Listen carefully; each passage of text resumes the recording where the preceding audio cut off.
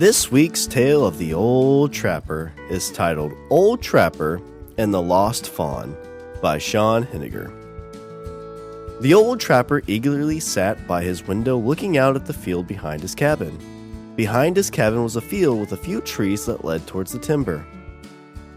These 10 trees would produce some of the most amazing acorns he's ever seen.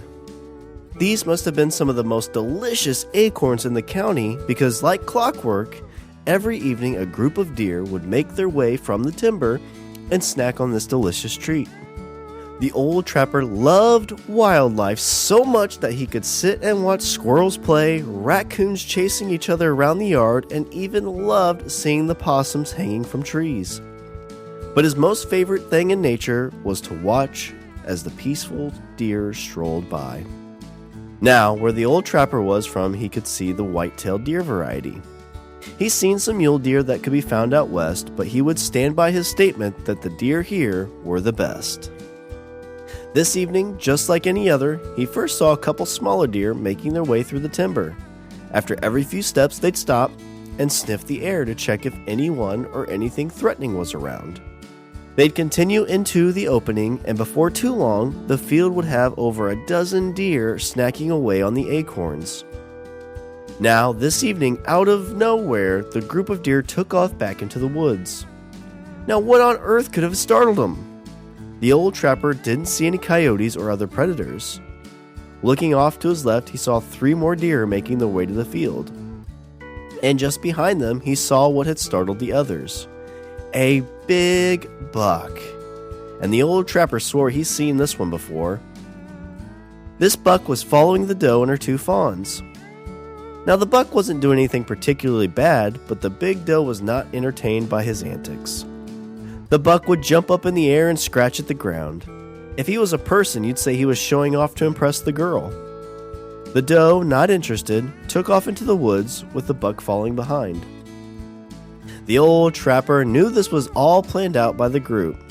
Sometimes bucks can be a bit overbearing, so once he was gone, the other deers returned to continue their evening meal. There was something beautiful about watching a group of grazing deer. They moved with such ease and peace. It's amazing that an animal that big could be so quiet. The old trapper looked as the sun was setting and bid the deer a quiet farewell. The old trapper made himself some supper and laid in bed reading his newest book. As the candle burned down, the old trapper curled up and was ready to call it an evening. Shortly before morning, the old trapper heard what sounded like a cry. He jumped out of bed, throwing on his boots and rushing outside. His heart was racing as he ran towards where the crying was coming from. As he made his way back to his cabin, he saw in one of the fences near the woods a poor fawn stuck in the fence. The old trapper rushed back to his cabin and grabbed some tools to help the poor animal out of the fence. Looking around, he saw some corn that he thought would help calm the poor deer down. As the old trapper approached, the fawn, never being this close to a person before, began to thrash around, entangling itself even more. The old trapper used a calming voice to talk to the fawn as he held his hand out with the corn. The fawn's thrashing slowed as it reached out and took a bite from the corn. Then she took another bite, and another, and another. Before the fawn knew it, the old trapper had the fence cut away and had freed the fawn. The old trapper handed the last of the corn to the fawn and dusted his hands off. Pleased with a job well done, he assumed the fawn would run off into the woods and join her family. But as the old trapper walked towards the house, he looked back and the fawn was right behind him. He shooed towards her, but the fawn jumped around playfully. The fawn thinks I'm playing a game with her, the old trapper thought. The old trapper laughed at the silly fawn and jumped around with her, and then allowed her to chase him towards the cabin. The two took turns chasing each other as the old trapper would have never thought he'd get to play with a wild deer. This was a boyhood dream come true. Now the old trapper had a lot to do for the day, so he shooed the fawn once more, leading it to the timber, but as he turned around, she would follow him back to the cabin. This will take some smarts, the old trapper thought. So he took some corn, which the fawn was very excited to see, and carried it to the edge of the timber. The old trapper set it down in a pile, and as the fawn was eating the corn, the old trapper turned and ran back towards his cabin. He cut around the corner and stopped to look back towards the fawn. She was gone. Great! He thought that she went back to her family. As he turned to walk back towards his door, he bumped right into the Fawn. She was looking right at the old trapper. This time, the old trapper led the Fawn further into the timber and set down even more corn.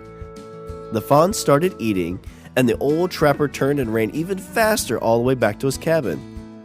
He opened the door and shut it behind him. Trying to catch his breath, he looked around the cabin, and sitting there in his bed was the Fawn. How on earth did this Fawn get all the way to the cabin before he did?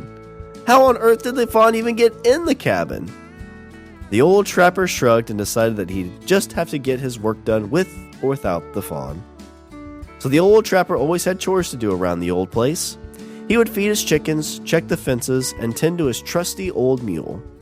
As he went through the checklist of work, the Fawn continued to follow him and even helped haul a thing or two for the old trapper. The day was long, but the old trapper was getting used to the idea of having a deer around. It was like having a big dog or a pet goat. At dinner, he let the Fawn into the house, since apparently she knew how to get in anyway, and made her a bowl of mixed corn and acorns. The old trapper looked out the window, expecting to see the family of deer, but they did not show up.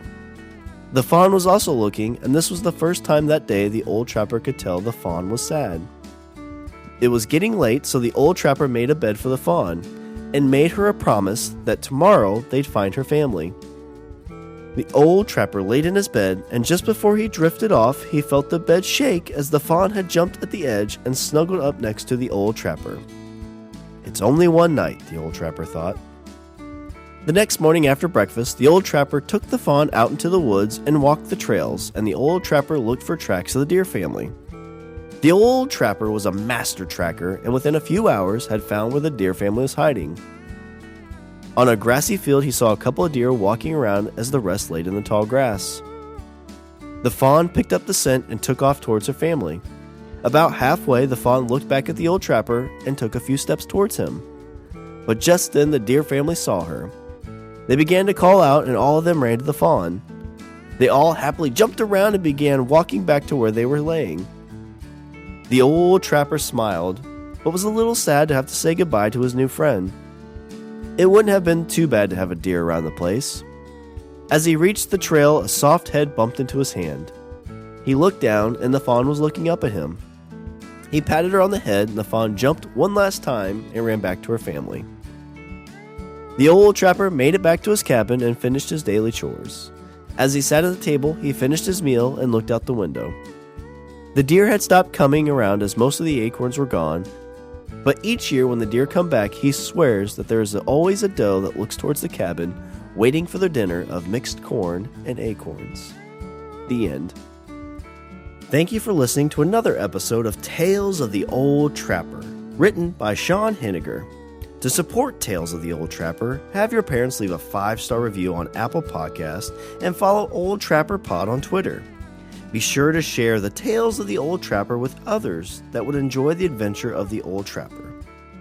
Until next week, go out and create a tale of your own.